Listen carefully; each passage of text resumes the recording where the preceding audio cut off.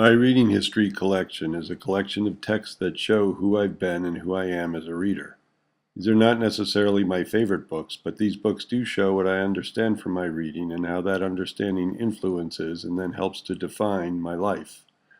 My parents read to me as a child, mostly at bedtime. I liked the SRA reading system in grade school, marking progress by progressing through the colors. It was like a contest. I knew the goal, I knew how to keep score, and I performed well. SRA taught me how to read fast, and I apologize if that offends anyone. Old Yeller is one of the first books I remember that I felt a passion for, even though it tore me up emotionally. I can still hear the voice of Travis and the baying and barking of Old Yeller. That soundtrack is part of what connects my heart and my mind to this book. Those soundtracks we create are what Tom Newkirk, a scholar who studies how we find understanding in our reading, it's what Newkirk calls auditorizing, and he finds that auditorizing is part of what creates a closer connection that leads to a deeper understanding of what we read. Of course, wrestling emotions through reading fiction became enthralling and addictive through high school and college, predictably incited by Thoreau, Emerson, Dreiser, the English Romantics, and others. On the Road was alluring to me, as it was to any high school or college kid in the 70s, but it is important to me because it's what caused me to try to learn more about an author, Kerouac, by reading all that he wrote.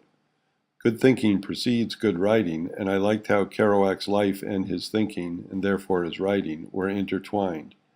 This schema, this synthesis of your new thinking from what we'll read this year with what you already think and know, is what Keene says creates a memorable emotional response within you, a response that may help you feel a passion to learn more about what you're reading. I like reference books, and I've used this one since high school. And these reference books are currently on my bedside table, along with a dictionary and an almanac. Blake said, "Great things happen when men and mountains meet, and adventure stories keep me up at night. Sometimes these stories haunt my daydreams and then inspire my travels or vacations, such as chasing Shackleton's ghost across the wind-blasted glaciers of South Georgia Island off the coast of Antarctica. I've read dozens of these books, often reading more and more deeply about adventures on a mountain or in a place until I'm finally done, or until I find myself there." For years I read business books, usually about people with interesting and successful new ideas. Some books, even going back to when I was a kid, are first editions, bought during a time when I needed to have that book just as soon as it came out. Some interests endure. This Tour de France book is about 20 years old. I'm still fascinated by the tour. It's not about the bike. Lance's story about his cancer battle is the only book I remember that our family of 5 very different people read almost simultaneously.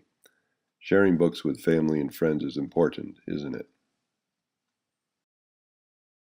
I sang this song to our oldest child every night for years. He gets married a week from Saturday. I love the song and I wanted to learn all about it, but I never read this book. Maybe you have a book you haven't read. Fiction's connection to reality matters to me. I am part of these books, living, struggling, and feeling what Keene calls empathy for character, setting, and conflict, immersed in ideas and experiencing the aesthetic. I like to show my students the view of the glacier in Chamonix, France, where Frankenstein finds the monster. I want them to know they can see this glacier, feel the harsh chill in its remote mixture of ice and granite, all to help bring the value of Shelley's fiction into their life's reality, and so they come to understand that books are part of their English teacher's life outside of his classroom.